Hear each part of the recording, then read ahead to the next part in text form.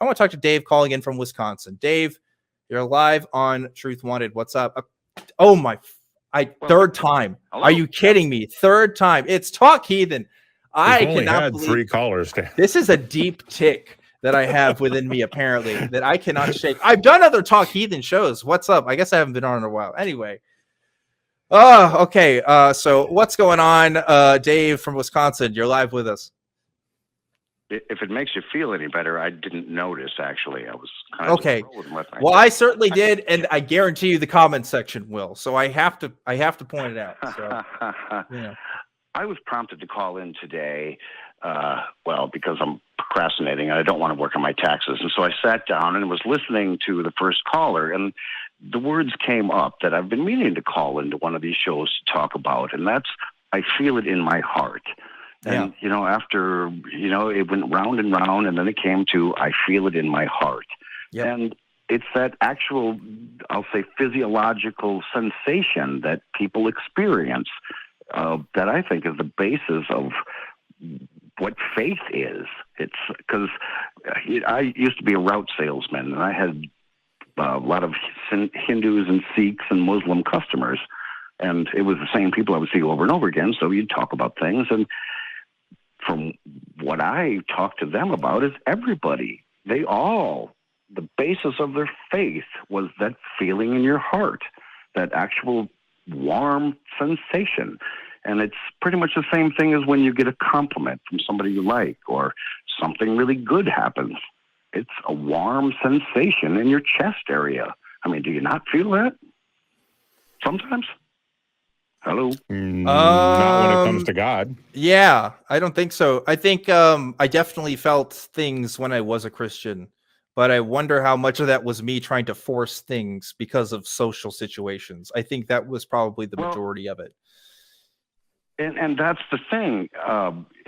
I felt that I never really bought into the Christian thing, but I was raised Catholic, and there was God because where I grew up, there were Catholics and Lutherans, and it was obviously it was God. You feel it in your heart. You get told this, and my point here is that people that don't experience other cultures, it's hard to think about the fact that that's what you're feeling in your heart as a Christian, but your Christian God talking to you in your heart, and that feeling that you get, which gives you your faith, that's what everybody feels. You're right. That's You're what right. They all feel. You're absolutely right. Again, as the conversations go on and on, I'm a cancer survivor, so I spent kind of a lot of time in waiting rooms and then in little rooms getting various substances pumped into me, listening to these shows and listening to the arguments.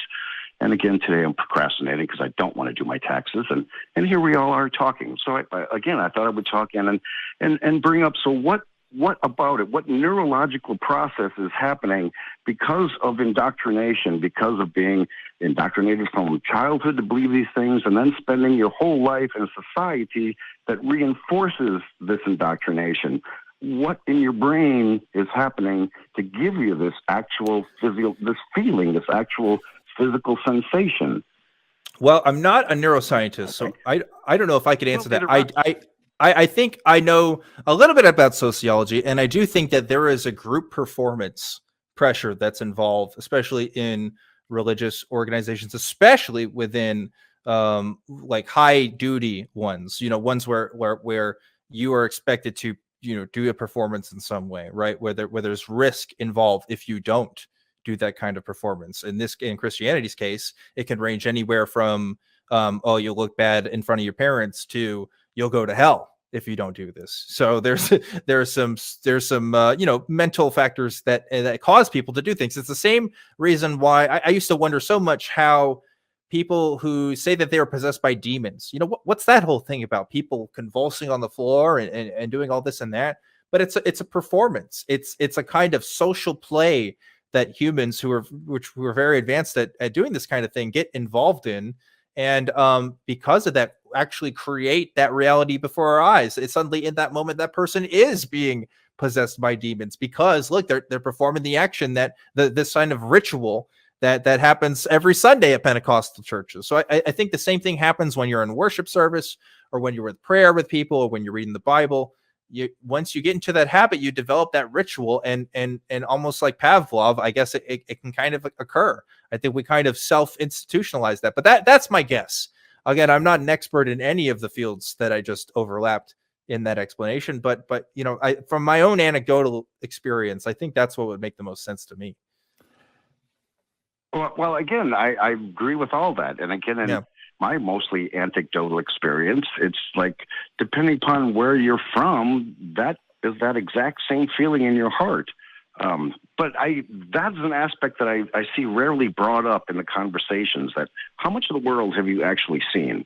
I guess is kind of what I wanted to call in about. And well, I was beginning to be suspicious also.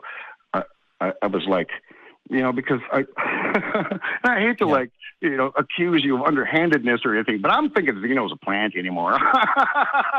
Oh, that call? I was like, we don't do plants on this show. Occasionally we've had people call in as pranks and stuff, but as far as Talk Heathen goes, I don't think there's ever been any plants. But I'm being facetious and I shouldn't be. No, it's something that that comes up every now and then. But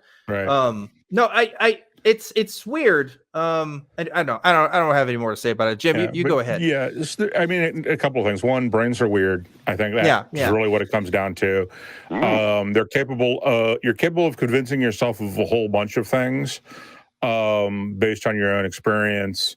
Because the brain fills in gaps on almost everything we sense anyway.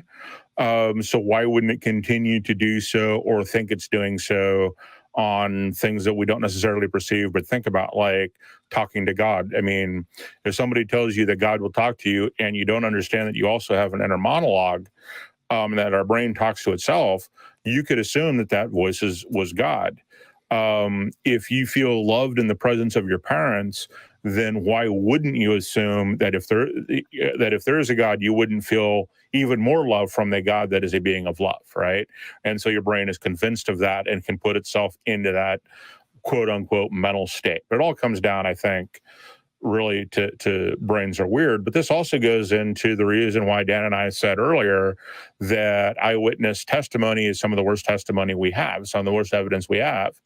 For almost anything. It's because our brains can convince us of all kinds of things that didn't happen.